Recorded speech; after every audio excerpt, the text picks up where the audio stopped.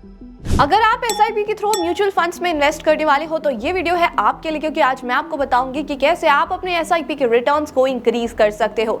इस वीडियो को एंड तक जरूर देखना और आगे बढ़ने से पहले अगर आप हमारे चैनल पे न्यू हो तो चैनल को सब्सक्राइब करना, बेल आइकन को प्रेस करना बिल्कुल भी मत भूलना। सबसे पहले समझ लेते हैं एसआईपी क्या होता है। Systematic investment plan. बेसिकली इसमें आप एक पर्टिकुलर डेट डिसाइड करते हो, अमाउंट डिसाइड करते हो और एक पर्टिकुलर स्टॉक फंड या फिर म्यूचुअल फंड में आपका पैसा इन्वेस्ट होना स्टार्ट हो जाता है। अब ये जो अमाउंट होता है पीरियोडिकली डिडक्ट होता है और पर्टिकुलर स्टॉक फंड जो भी आप चूज कर रहे हो उसमें जाकर इक्वली डिवाइड होकर इन्वेस्ट हो जाता है। अब अगर बात की जाए कि आपको किस में इन्वेस्ट करना चाहिए, म्यूचुअल फंड, इंडेक्स फंड, तो पहले इसी को ही क्लियर कर लेते हैं। अगर म्यूचुअल फंड की बात की जाए तो हमेशा mutual fund 88% mutual funds index fund को यानी अपने बेंचमार्क को आउट परफॉर्म नहीं कर पाते हैं। वहीं अगर small cap and mid cap के म्यूचुअल फंड्स की बात की जाए तो इन 2023 ये भी रिपोर्ट आई थी कि हर 4 में से 3 म्यूचुअल फंड्स ने अंडर परफॉर्म किया है। तो इस वजह से आपको ऐसे फंड्स को चूज करना चाहिए जहां पर आपका एक्सपेंस रेशियो भी कम हो और साथ में आपको रिटर्न्स भी बेटर मिले, जो कि होते हैं इंडेक्स फंड्स। अब दोनों के डिफरेंसेस की बात की जाए तो इंडेक्स फंड में आप जब इन्वेस्ट करते हो तो उसे एक्टिवली मैनेज नहीं किया जाता, यानी उसमें कोई भी fund manager actively stocks purchase या फिर सेल नहीं करता है। वहीं अगर बात की जाए म्यूचुअल फंड्स की तो इसे एक्टिवली मैनेज किया जाता है और according to the market situations उसमें बाय एंड सेल किया जाता है। तो अगर आपको एक ऐसा इन्वेस्टमेंट करना है जहां पर आपको सेफ्टी भी मिले, साथ में एक एवरेज रिटर्न भी मिले और आपका एक्सपेंस रेशियो भी कम हो, तो आपको हमेशा इंडेक्स फंड को ही चूज करना चाहिए। अब अगर इंडियन मार्केट्स की जगह अमेरिकन मार्केट्स की बात की जाए तो वहां पर भी सेम ही सिचुएशंस है। म्यूचुअल फंड्स बहुत ही कम इंडेक्स फंड्स को बीट कर पाते हैं। वहीं अगर बात की जाए वॉरेन बफेट की तो वो भी यही मानते हैं कि आपको हमेशा इंडेक्स फंड्स को ही चूज करना चाहिए टू इन्वेस्ट इन, और साथ में वो तो बेट भी लगाते हैं कि बहुत ही कम म्यूचुअल फंड्स इंडेक्स फंड्स को बीट कर पाते हैं। आई होप आपको क्लैरिटी मिल गई होगी कि आपको सबसे पहले सिस्टमैटिक इन्वेस्टमेंट प्लान चूज करना है, उसके बाद आपको इन्वेस्ट करना है इन इंडेक्स फंड। अब बात करते हैं कि कैसे आप अपने एसआईपी रिटर्न्स को इंक्रीज कर सकते हो। जब हम किसी भी म्यूचुअल फंड या फिर इंडेक्स फंड में इन्वेस्ट करते हैं तो रिटर्न्स हमारे लिए सबसे ज्यादा मैटर करते हैं। तो मैं आपको बताऊंगी कि कैसे 2 या फिर 4% का डिफरेंस भी आपके लिए वेल्थ बिल्डर या फिर वेल्थ डिस्ट्रॉयर बन सकता है। अब अगर सेफ इन्वेस्टमेंट ऑप्शंस की बात की जाए तो आपके पास काफी सारे ऑप्शंस होते हैं, जैसे बैंक्स हो गया, पोस्ट ऑफिस हो गया, गवर्नमेंट स्कीम्स होगी। आप किसी में भी इन्वेस्ट कर सकते हो जिसमें मैक्सिमम आपको 8% का रिटर्न मिलता है। वहीं अगर बात की जाए म्यूचुअल फंड्स या फिर इंडेक्स फंड्स की तो इसमें आपको लगभग 15% का एवरेज रिटर्न मिलता है। अगर बात की जाए इंडेक्स फंड्स की तो अभी तक इंडेक्स फंड्स ने लगभग 12 से 13% का रिटर्न जनरेट किया है। मैं आपको बताऊंगी कि कैसे आप उसे 16% या फिर 17% तक स्ट्रेच कर सकते हो। लेकिन सबसे पहले हम दोनों अमाउंट का डिफरेंस समझ लेते हैं, जिससे आपको भी क्लैरिटी मिल जाए कि आपका कॉर्पस भी डिफरेंट होने वाला है। अब अगर आप कोई सेफर इन्वेस्टमेंट ऑप्शन चूज करते हो, मंथली इन्वेस्टमेंट करते हो 20,000 रुपीज का 20 ईयर्स के लिए, 8% का एक्सपेक्टेड रिटर्न है, तो आपका जो कॉर्पस बन जाएगा वो होगा 1,18 लाख रुपीज। वहीं अगर आप किसी इंडेक्स फंड में इन्वेस्ट कर रहे हो विद 12% ऑफ रिटर्न और सेम टाइम पीरियड के लिए, तो आपका अमाउंट बन जाएगा, आपकी जो टोटल वैल्यू होगी वो लगभग 1,99 लाख रुपीज होगी।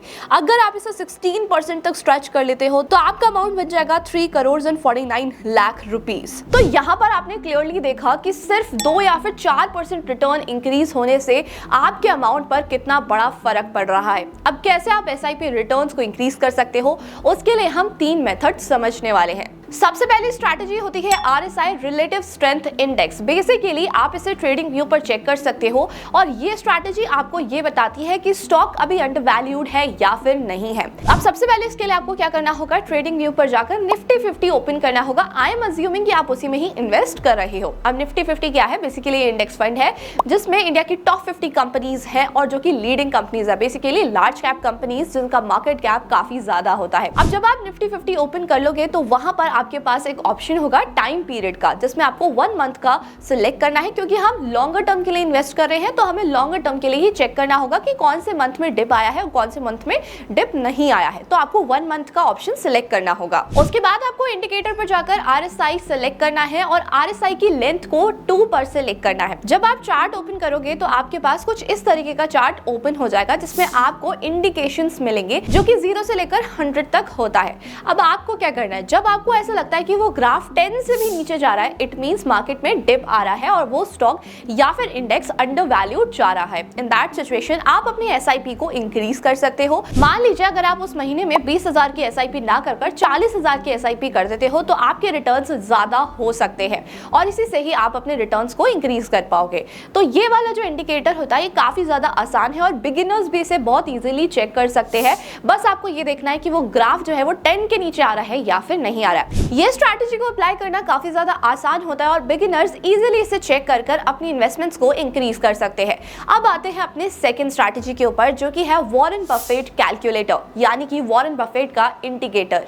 वॉरेन बफेट के इंडिकेटर में बेसिकली वो रेशियो निकालते हैं जिसमें मार्केट कैप को डिवाइड किया जाता है विद जीडीपी। तो उनका कहना ये होता है कि अगर रेशियो 64% से कम है तो कंपनी अभी अंडर वैल्यूड है।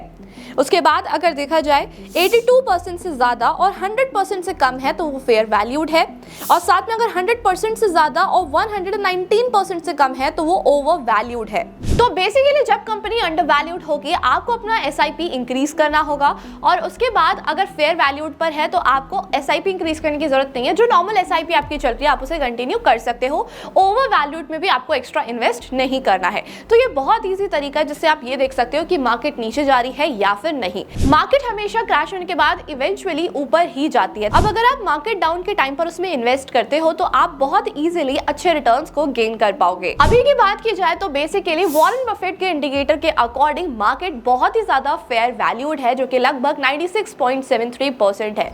तो अभी के टाइम पर आपको एक्स्ट्रा एसआईपी नहीं करनी चाहिए। बट आपको ऐसा लगता है कि मार्केट में डिप आने वाला है या फिर आपके कोई ऐसा स्टॉक है जो ऑलरेडी डिप में चल रहा है तो आप उसमें एक्स्ट्रा एसआईपी कर सकते हो। उसके बाद आता है PE ratio. PE ratio basically वो रेशियो होता है जिससे आप ये चेक कर सकते हो कि मार्केट में वो स्टॉक अभी ओवर वैल्यूड है या फिर अंडर वैल्यूड है। अब इसमें ये पता चलता है कि अगर इंडेक्स फंड का रेशियो ज्यादा आ रहा है तो इन दैट सिचुएशन इन्वेस्टर्स उस इंडेक्स फंड को लेकर काफी ज्यादा बुलिश हैं और इसमें एक्स्ट्रा अमाउंट पे करने के लिए तैयार हैं। लेकिन अगर उसका पीई रेशियो कम हो जाता है तो इन्वेस्टर्स अभी डरे हुए हैं और उसमें इन्वेस्ट नहीं करना चाहते।